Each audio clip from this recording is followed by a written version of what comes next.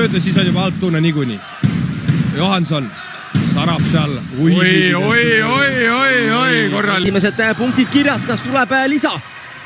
Suurepärane sööd Hintile, kes vajutab selle palli ülevalt. Harris.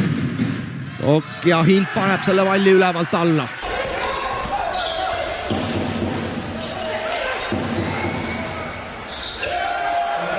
Viskas üle nagu mingi Usain Bolt, siis ta sai peaaegu alati korvi.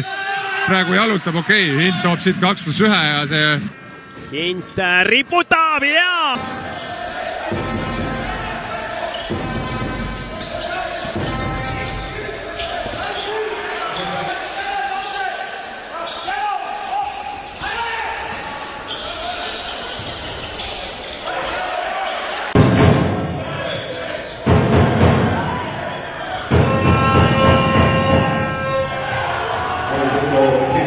käitumises nii rünnakul kui kaitses. No, ma arvan, et seal on Indrek päris selged põhjused.